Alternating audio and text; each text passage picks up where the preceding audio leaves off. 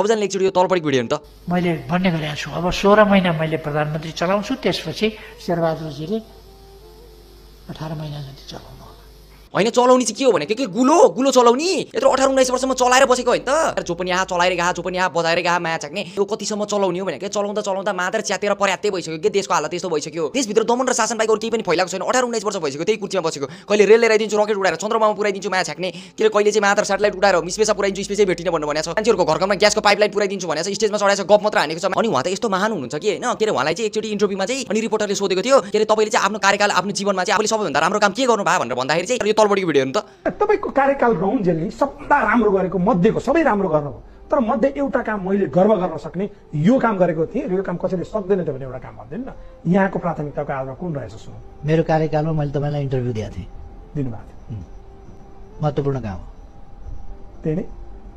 अब हुन पनि हो एउटा साला मात्र भ्रष्टाचारी चोर फटा त हो। अनि अब उसले अब आफ्नो जीवनकालमा भ्रष्टाचार चोर फटाइ बाहेक अरू केही गरेको पनि त छैन नि त भन्नको लागि त मात्र छ्याक्ने देश लुटेर खाएर देशलाई डुबाएको छ। अब त्यो भन्नु भने त अब जनताले उतार्न टाङ पारिहाल्छ हैन। अनि हो त्यो कारणले गर्दा चाहिँ अब भन्नको लागि केही छैन। अनि भन्ने भने यो मैले इन्टरभ्यू दिएको छु भनेर छ्याक्ने यस्तो मान्छेहरूको त हातमा छ हाम्रो देश। अनि कहाँबाट हाम्रो देशले प्रगति गरोस् भनेको। हिजोको दिनमा गणतन्त्र चाहियो भनेर गणतन्त्र गरेर मात्र देशभित्र पुरै लुटतन्त्र मचाइदियो हैन। अनि त्यसपछि अनि आजको दिनसम्म पनि अनि यति सारो यति धेरै गरेर पनि अझै पनि पुगेको छैन क्या माया छ्याक्ने। 16 महिना म चलाएर के रे मेरो सोल्टीले चलाउँछ भनेर भनिरहेको छ क्या मात्र त्यो ल्यापल्यापले माया छ्याक्ने। यिनीहरूले त्यो कुर्सीमा बसेर गरेको भनेको केही पनि गरेको छैन। मात्र आफू धनी भएको छ आफ्नो पार्टीको मान्छेलाई धनी बनाएको छ। अनि आजको दिनमा अनि गणतन्त्रमा के जनताको हिसाबले चाहिँ देश चल्छ भनेर भनेको मात्र देशभित्र बसेर दमन र शासन फैलाएर अनि त्यही जनताले चाहिँ आजको दिनमा चाहिँ यिनीहरूको आएर जय जयकार गरिदिनु परेको छ माया छ्याक्नेहरूलाई। यिनीहरूको विरुद्ध आएर कोही बोल्दै भने के आवाज उठाइदियो भने त्यो मान्छेको पछाडि पुलिस लगाउँछ माया छ्याक्ने गुण्डा पठाएर पिटाउँछ त्यो मान्छेलाई। देश चलाउ कि मात्र गुण्डागर्दी गरे के अतपत्तो छैन माया छ्याक्ने। 16 महिना म चलाउँछु त्यसपछि 24 महिना अर्कोले चलाउँछ भने के बुढी साटासाट गरे जस्तो के भनेको देश चलाउने भनेको भने यदि कोही मान्छे आएर 2-4 वटा काम राम्रो गरिदियो भने के त्यो मान्छेको पछि लाग्छ मात्र छ्याक्ने के त्यो मान्छेको खुट्टा तानेर बसेको छ। अस्तिसम्म कुलमान घिसिङ के विद्युत प्राधिकरणमा आएर मात्र के देशमा लोड सेडिङ गायब भएको थियो मात्र छ्याक्ने के त्यो कुलमान घिसिङलाई हटाएर मात्र आफ्नो सालोलाई राखेको उसको सालोलाई राखेको भोलिपल्टदेखि नै के देशमा लोड सेडिङ सुरु हुन थाल्यो के हैन यार। अलिकति लाज शरम भन्ने चिज त अलिकति लाग्नु पर्छ नि भनेको के यार। यत्रो वर्षसम्म देश बनाउँछु भनेर आएको मान्छे आफूले न देश बनायो न अरूलाई बनाउन दियो